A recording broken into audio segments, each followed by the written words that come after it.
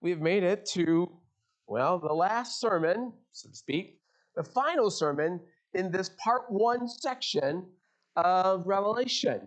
Revelation chapters 1 through 3. We've been looking at the churches, the letters to the churches that we find in Revelation. Do you have that up there for me, Jordan? You grab that? Perfect. Okay, so if you remember, we started with, there was Ephesus. We talked about Ephesus, Smyrna, Pergamum, and Philadelphia. And if you also remember, each church, each community had what is described as an angel to it. Every time we read about these churches in Revelation, John writes to the angel at Philadelphia, to the angel at Ephesus. The certain spirit, the certain characteristic that makes up that church, as John, Jesus, would describe it. And if you know Ephesus, their spirit, they had the spirit of law keeping there. If you remember, they were so passionate about keeping the laws, they seemed to forget the people they're supposed to be compassionate about. And Jesus says to them, you've lost your first love. You got this right, but because you're doing this right, you've kind of forgotten about what we're doing here. And then there was the Smyrna, which is the spirit, the angel we described of consumerism. Meaning, remember that discussion we had about what's a good church look like, that kind of thing? Well, the spirit of basically, Smyrna, that was that place where I got to find the best place I can go to. What makes up a good church? As consumers. That was their angel that they had there. And then there's Pergamum, the spirit of accommodation, that we are to accommodate people. Yes, but what happened was, in accommodating those folks, those values in turn began to shape the kingdom values in that church in Pergamon. And then our final one was Philadelphia. That was the spirit of fear, meaning they were afraid that in their faith, that their faith was going to be challenged by the government and by Rome. And so they were living in fear in their faith. And the Lord says, don't do that. Stay strong. I have got your back. I am going to show up. So today we come. Now, there are 7 churches. We've looked at 5 because I could really only draw those other 2. They're good sermons. It was hard to draw there. But these, and I didn't want to spend all that time out there. But today it's the church of Laodicea. But last summer was the General Assembly in the Church of the Nazarene. General Assembly is this annual 4-year gathering of the global church of the Nazarene, and where everyone kind of gets together from all over the place. That happens, but also in addition to what takes place at General Assembly, there are 3 smaller conventions. There are 3 smaller conferences that build up, that lead to this entire gathering. One of them is Discipleship Ministries. Discipleship Ministries is Sunday school. It's where people gather together, this group, this conference, they gather together and they talked about discipleship issues and what does discipleship look like and what do we do in helping people form and shape their life of discipleship. Very important conversations. There's also NYI, Nazarene Youth International. That was another conference that was there, where teenagers and youth workers got together from literally all over the world, all over the planet, to think about how the next generation is going to respond to the good news of Jesus. And then finally, there's another conference, Nazarene Missions International. Missions. At this meeting, this particular group, they also talk about how can we spread the good news of Jesus worldwide and even at home to everybody. So we have these 3 smaller conferences that make up General Assembly, and it's always a good time. I was there, and you just like to go. It's like a big family reunion, and so it's part of this assembly that takes place where they have conversations about all kinds of things in the church. Important conversations about what the church looks like and what the church will look like as a whole. How are we going to use our resources and how are we going to structure our lives together? There's lots of theological conversations, lots of ethical conversations, all those kinds of things. But the fascinating thing, one of the things that I learned about General Assembly is the technology of it all. Because of COVID, it limited travel with many of our international delegates. And so technology made General Assembly possible to watch online. And not only was it available online, you could find it on Twitter, Facebook. If you wanted to keep up to date on what was happening, there were lots of technological resources to be able to do that. To my knowledge, more than 10,000 people watched, which essentially means that conversations about the church was happening everywhere. It is that time, Nazarene General Assembly, when we revisit our story. Every year we have a district assembly for those of you who are part of the church. It's the same concept. We gather once a year at district assembly to do business of story. But in many ways, it is to revisit our story and who we are as a called people. How does the Nazarene story, and this isn't a Nazarene sermon, by the way. Well, right now it is, but it's done in a second. All right, just for those of you who are wondering what are we getting here. It's this Nazarene story they gather together. It is a story that shapes us. It's a story that shapes our building. Now, this morning, I want to spend time on that last church, the church at Laodicea. And let me start by making this sentence. Let me start by saying this, that I am 100% sure that all of you, let's try it again. Is it not working? There we go. Thank you, sir. All right. I'm quite sure that all of you will agree on this statement. You cannot live without air. Right? Anyone disagree? No one. Right? You cannot live without air. But not only can you not live without air, for the most part, you can't live without water. And at the core of at the heart of what water means for Laodicea, and we'll read about it in a second, is the reality that Laodicea can't really live without having their own story. Now, I don't mean a made-up story, but I mean stories that help shape and define who we are. It is how we know ourselves in the world. And yet, today, in our world, there is a concern in our world today that we are today largely a people without a story that shapes us. There's that growing belief. Let's look at the letter to the church at Laodicea. Revelation chapter 3, verses 14. I'll open my Bible. I'm going to read it for you.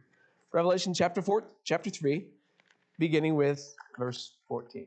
It reads like this. And to the angel of the church in Laodicea write, the words of the Amen, the faithful and true witness, the origin of God's creation. I know your works. You are neither hot nor cold nor hot. I wish that you were either cold or hot. I wish that you were either cold or hot. So because you are lukewarm and neither cold nor hot, I am about to spit you out of my mouth. For you say, I am rich, I have prospered, I need nothing. You do not realize, though, that you are wretched, pitiable, poor, blind, and naked. Therefore, verse 18, therefore, I advise you to buy from me gold refined by fire, so that you may be rich, and white robes to clothe yourself, and to keep the shame of your nakedness from being seen, and to salve to anoint your eyes, so that you might see. I reprove and discipline those whom I love. Be earnest, therefore, or be patient, and repent. Listen, verse 20, I am standing at the door, knocking. If you hear my voice and open the door, I will come in and eat with you, and you with me. To the one who conquers, I will give a place with me on my throne, just as I myself conquered and sat down with my Father on his throne. Let anyone who has an ear, listen to what the Spirit is saying to the churches. Now, without question, this letter is the most familiar of the 7 letters to the church at Laodicea, this letter. You know, these words are familiar to you. I'm sure you've heard these before. Right? It is the image in these verses. It's the image of lukewarm water, as we've read. It's the image of lukewarm water being spewed from the mouth of the Lord that gives us, that Jesus talks about, that John talks about, that this word picture, it gives us a harsh, almost graphic picture, gross, that has captured, honestly, the imagination of many scholars, is spitting you out of my mouth kind of thing. Many have made the connection, and here's some myths, so to speak. Many have made the connection of lukewarm spirituality of Laodicea. Many have made the connection to a Christian faith. You have a Christian faith that has no passion to it. We tied this particular verse to that you have no passion. You got to get that passion back. We also have linked having this, I call it a hot faith, or a mountaintop faith, or however you want to describe it, to the intensity of our worship expression, or the intense desire to share someone else's faith. We link it with a passion for your spirituality, or to the way you worship, that kind of thing. This passage also, I think, growing up, has been used to make people who don't raise their hands when they sing and don't go door to door handing out evangelistic tracts. This verse, in many ways, is meant to make those people feel guilty. I know in our church, in many churches, there's a tradition of amening and raising your hand and being blessed and those kind of things, right? And sometimes we associate, if you don't do that, well, then you must be lukewarm because you're not passionate about your faith. But that's not true at all. But that is one of the fallacies that we see from this. But instead of lukewarmness being those things, the lukewarmness in the church at Laodicea is much more widespread in the church than just having a lack of emotion. And it's just more than having a lack of emotion, and it's much more dangerous, this lukewarmness, than using a megaphone on the street corner. The lukewarmness that John speaks of in Laodicea was caused by a spirit, and we read it, it was caused by a spirit of self-sufficiency. The word says, I am rich, I have prospered, I need nothing. That was Laodicea. That was the church at Laodicea. I am rich, we have prospered, we don't need anything. Now, as you can imagine, like the city, the church itself, like Laodicea, was very wealthy, very secure. There's no mention of any kind of persecution that happened in Laodicea. There's no conflicts that happened there, so to speak. It was a pretty good place. They don't need anything. The basic characteristics of Laodicea was this. They were known for these things. They were known for their banking. They were well known for their manufacturing of clothing and carpets and those kinds of things. And they were known for its medical school. They were known for manufacturing black wool cloth used for clothing and carpets, and fine and expensive garments that were exported from there all over the world. Those boats, shipping lanes would come in, the shipping lanes would give things, and then in turn they would trade and give it away like normal. The reputation of the Laodiceans is that they were the best dressed folks in Rome. They were the best dressed folks in all of Asia. And they had a flourishing medical school that was known for what would be described as an eye lotion. I don't even know what that means. But they produced some kind of eye lotion, which was believed to heal weak and failing eyes. Laodicea was a fairly self-sufficient city. A place where we could say, or they could say, look at what we have accomplished. We did it ourselves. Look at, we did it our way. We made this happen in Laodicea. We don't need anything. We got this all figured out. But the problem, and they had a problem, the problem was that the city, the problem of Laodicea, it was with water. They had a problem with water. Basically meaning they didn't have much water. They didn't have much of it. In fact, their water in Laodicea was piped into the city through an aqueduct from a water source that was about 6 miles from Laodicea. Now, that may not sound like a big deal to have water piped in from there. If you know the old history of Los Angeles in the early turn of the century, they're in the desert, so they had to pipe water coming in from all, and there's big controversy, but that's going down a different kind of historical rabbit hole in itself. But Laodicea had no water, so they had to have water piped in and that caused a lot of things. It was a big deal in those times for that.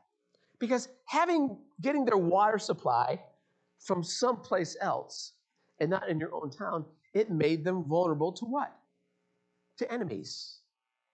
It made them vulnerable to the surrounding cities around them and those who they didn't like, because they could easily find a way to cut off that water supply. So that having to pipe their water in made them vulnerable.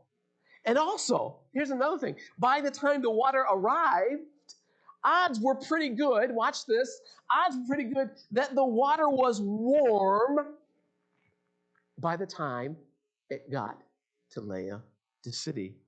By the time the water from that particular area traveled through the maze of pipes and those kind of things, when the water did get to Laodicea, it was warm.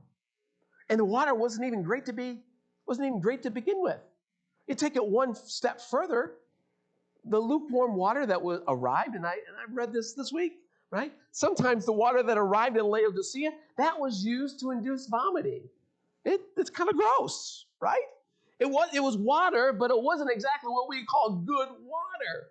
And so maybe for us today, maybe, just maybe, it's best to understand that the lukewarmness of the church, we not see it as some form of unexpressive spirituality, but rather the problem is a spirit of self-sufficiency in the reality that is distant, the water that is distant, and that Laodicea basically is cut off from the primary source of life.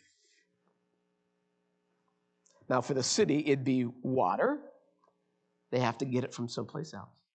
But John's talking to the church, remember, that perhaps in the church's own self-sufficiency mindset, they have cut themselves off from the primary source, namely Christ.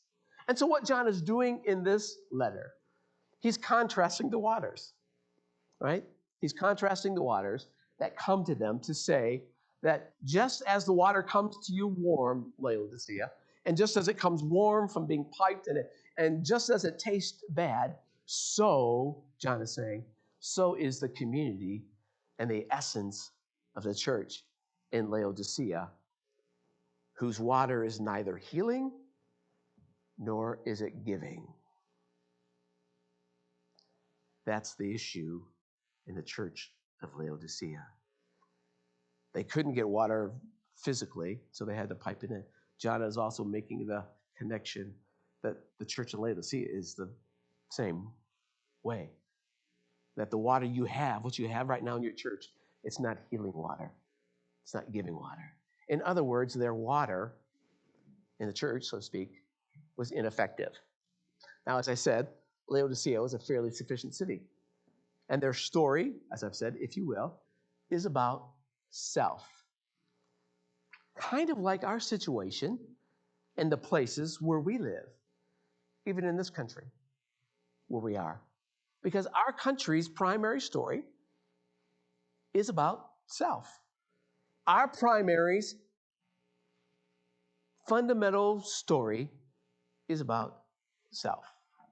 I know tomorrow's President's Day, so I thought I'd just throw one up there, right? But here's what Jefferson said. Declaration of Independence. We hold these truths to be self-evident, that all men are created equal, that they are endowed by their Creator with certain unalienable rights, that among these are life, liberty, and the pursuit of happiness. This is our fundamental story as a country. Now hear me, please hear me. I like that, okay? I like that as a nation. I like that. We like that part of the story. When you go to a ball game, you hear this. or the land of the free. If you've ever, I was at the Lion game a couple weeks ago, and but wherever they sing the national anthem, they get to that line, the land of the free. They hold that note out as long as they possibly can. Free, and the home of the brave. And the free part of that song is high, written that way, because that's how we are defined as a nation. The land of the home, a land of the free. Now, when you read some of our founding fathers' stuff, that many understood, right, that as a people, if our only story, especially the founding fathers, if our only story is freedom, that might be a dangerous thing if our only story is about freedom. Let me see if I can't make that. So we can't make that make sense. Because if we were a people whose only story is freedom, if that's our only story, and if we do not have another story that tempers or shapes that freedom, that also could be a dangerous thing. Let me say that again. If we don't have another story to shape that story, that could be a dangerous thing. And I'm not too far off the range to say something like that. That we have become a people whose only story is freedom, and we do not have another story to shape it. For example, a people whose only story is about economies, about building economies, whose only purpose is self and right. Okay, sure, right? We're about that. But if you don't have another story that tells you why you ought to share with other people, or why you ought to give and help the marginalized, then we have a problem. If our freedom is economics, if it's making money, that's wonderful. But if we don't have another story that helps shape that into being a people who are generous and compassionate, then we have a problem. If you don't have another story that shapes that story, then our country is pretty much, the lifestyles of the rich and famous. If you remember that show. Because its consumption is not shaped by another story.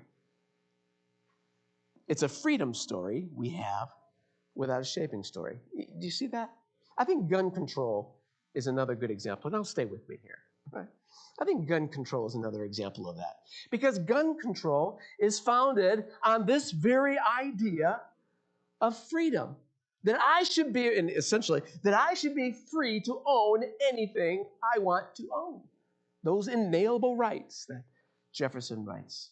But I would say that if gun control is not tempered by another story that has to do with peacemaking, or is not shaped by another story that has something to do with not just loving our neighbors, but loving our enemies, if we don't have another story to shape that gun story, we will end up in a culture that just stockpiles its weapons because we are terrified of each other.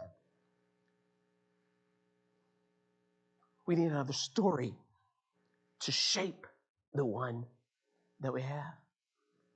These days, and you may be like me, that I'm rarely surprised by any of the decisions that the Supreme Court makes.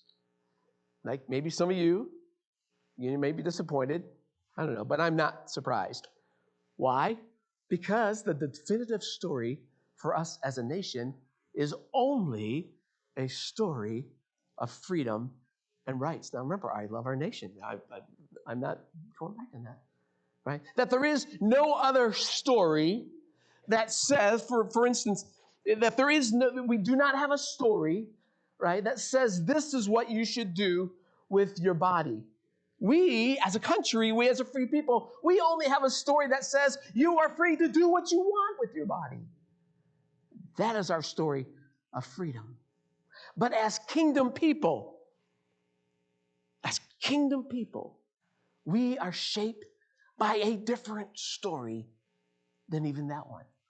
Our story says, as kingdom people, that our bodies are not our own. That you were bought at a price. And therefore, you should glorify God with your body. Our story says that our bodies are not our own. You were bought at a price. Therefore, I'm repeating it. Therefore, glorify God in your body. We have a story that shapes this other story. And when we talk about human sexuality, we have to talk about the covenants of marriage, where I now belong to this lady, and now I just can't do whatever I want to do with my body because I belong here. That's the story that shapes this other story of freedom. That makes sense? That we live in a place here, freedom's wonderful, we love them. But the danger is there's not other stories to shape that story. So what am I saying? There are two different kinds of stories going on about the same thing. Two different kinds of stories going on about the same thing. All right, now back to Laodicea. Maybe that was a rabbit trail. I don't know. Now remember, they've built a city, as I've said, but they didn't think through the water issue. And so they had to get their water from neighboring cities who had great water and build pipelines. But when you build pipelines out of clay in the desert, as I've said, by the time the cool water gets to you, it's going to be pretty warm, not cool water, right? So here's what the Lord is saying to Laodicea. I wish that you were like those cities that bring healing to the world. Or I wish you had something refreshing, church, Laodicea. I wish you had something refreshing. And I wish that your water was life-giving. But John and Jesus says to the church at Laodicea, but you don't. Your water isn't refreshing. Your church isn't life-giving. It's just lukewarm. You're not cold. You're not hot as a church. You think you have it all together. You have all this wealth, clothing, and medicine. You have all these things, but John says you're really blind and poor and naked. This is what happens to even good religious folks, good Christian folks, who live in a culture that have no story except the story of self. This was Laodicea. That we end up living out that story, and what religion becomes for people in that kind of culture, and I've said this before, essentially becomes this: without a story, especially for people of faith. If without a story that shapes, without a kingdom story that shapes this other story, that without that story, essentially Jesus just becomes a tag on to your life. In other words, we become like Laodicea, where we have not built our life on the source, but what we have done is that we have built our life over here, and then we built a pipeline over here that kind of feeds back into that story. But here is the problem. When we tend to do that, especially in our spiritual lives, if our spiritual lives are set up like that, we can take that story or that story, and what can we do? We can just turn the faucet off. Don't need it. Don't need you right now, God. I'm going to just turn the faucet off. Or I can just turn it on when I need you. When you're not built on the source of Christ. He's just an add-on to your life just to make you feel a little bit better. And then the source of life becomes something we're connected to, the water. But the source of life does not become something we're built upon. Oh, that's good stuff, by the way. I don't know if you heard that. When we live like that, and our lives are like that, and the church is like that, when we build on something that we're just connected to, but not built our lives upon. The issue in Laodicea is that they built their life with the source of life as an extension to their life, but not the center of their life. I got to say that again. Laodicea built their life with the source of life as the extension of their life, but not as the center and core. of who they are. Ouch. Me too. Okay.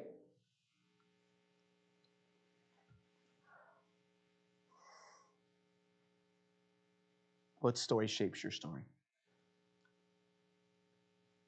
Because if it's a kingdom story, your life and the way you approach things should be a whole lot different than your neighbors. I'm just saying. Which takes us to this famous verse in all of Revelation, the most well-known verse, most well-quoted verse in all of Revelation. You even know it. Listen, I am standing at the door, knocking. If you hear my voice and open the door, I will come in and I will eat with you and you with me. And I love that verse, right? I love that verse. I do. It gets quoted all the time. And the reason it gets quoted all the time is because there's this, maybe you've seen it, there's this wonderful picture of Jesus standing at the door knocking. I'm sure there's a copy of that picture around somewhere. If not, I found one for us, right? You know this, right? This is famous. Growing up, this was probably in every church as a kid I walked into, right? This is from this verse. Verse 20 of Revelation. Right? And the great part about the picture, right, as you know, right, is that there's not a handle on the outside, if you notice, right? There's no handle on the outside. But it's only on the inside. The handle's only on the inside, which means basically the person on the inside, as you know, has to be the one to open the door. He's just knocking. I love that. It's a great evangelism text. It is our evangelism text. It's a text that says we go out into the world because Jesus is knocking at your heart. I love it. I do. Now, don't misunderstand me. I love that we do that. And that's a part of who we are. And I think it's appropriate, clearly, that we do that because I do believe Jesus is standing at the door of every person's heart. He's knocking. He's wanting to get in. I love it.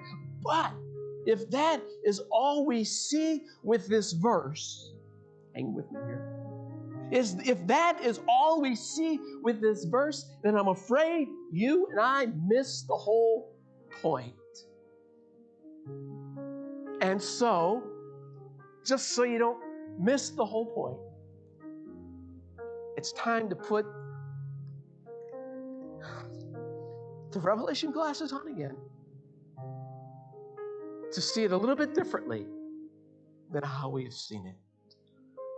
Because if you put the Revelation glasses on, you might notice that the whole point of Revelation chapter 3, verse 20, is not that it was written to the pagan Romans. This verse was not written to the unsaved. This verse was not written to the hooligans of the world.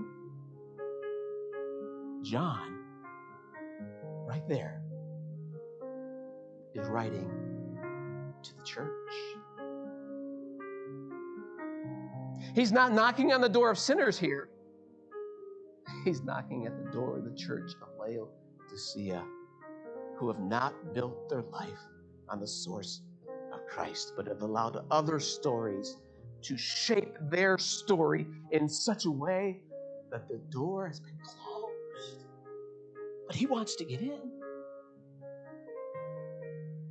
The Laodicea, they are a people who in all of their audacity, so to speak, have treated the church, have treated Jesus as an extension of what they are doing and not the heart of what they are doing. The church in Laodicea, Christ has simply become an add-on to the church.